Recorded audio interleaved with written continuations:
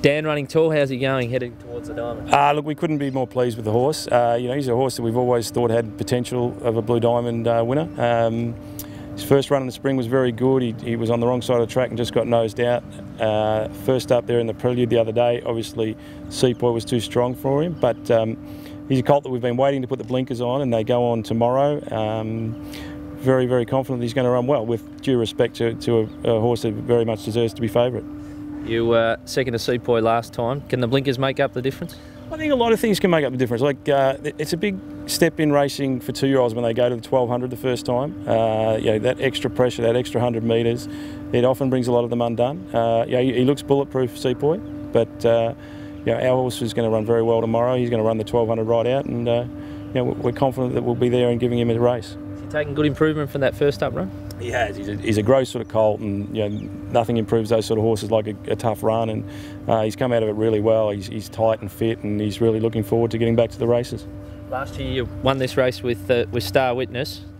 He was a horse that was double-figure odds, but his form was really good going in. How do you weigh up running tall opposed to him 12 months on? Look, Star Witness was undefeated going into the race. This colt's yet to win, although he's obviously only run a third and a second. I think they're similar sort of horses. Like Star Witness did go around about 10 to 1, and then probably if Sepoy wasn't in the race, our colt would be probably 6 or 7 to 1. So if you take Sepoy out, I'd be pretty confident. But he has been very dominant. How do you see the race being run?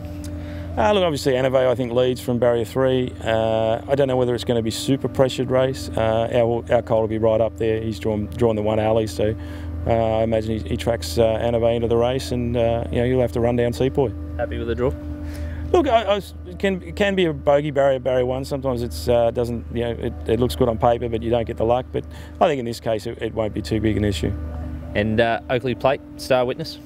Yeah, look, he's freshened up well from his first up run there. Obviously we've gone back away from the Guineas now.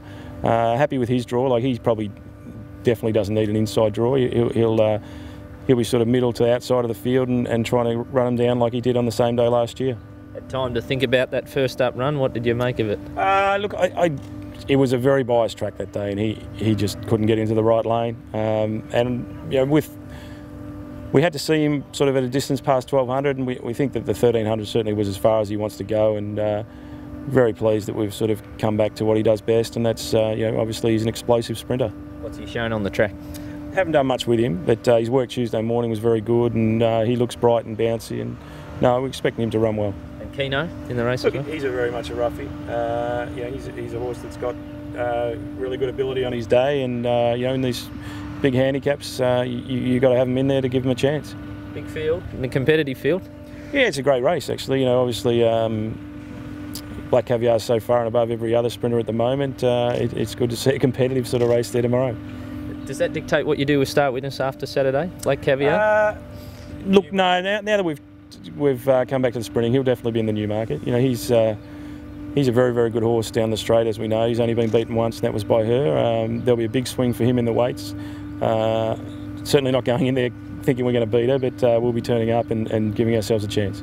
Having run second to her at her previous start, what did you make of her last week, Black Caviar? Oh, she was every bit as impressive. We had a close look at her with Star Witness there in the Patinack, and she sort of ran away from him like he wasn't there. But she did the same thing to Hayless last week. I have never seen a horse do what she can do. You still harbour ambitions to get Star Witness over to Royal Ascot this year?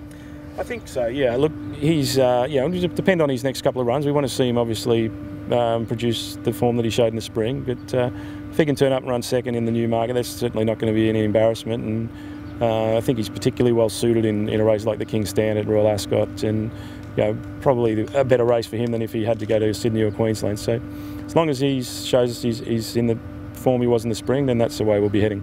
Assuming Ben Melham had a choice, it must be encouraging that he's opted for yours over Freddie's? Yes. No, I asked Ben before the prelude, because he'd won on Atomic on the Wednesday. I said, which is better? And he said, look, I got your horse clearly in front of Atomic, and he was never going to get off it. Yeah. So jockeys sometimes are good choices, sometimes bad. But no, he'd trialled our horse with the blinkers, and he knows sort of how well the colt can go, and he was never going to ride anything but running tall. So I'm hoping he's a good judge.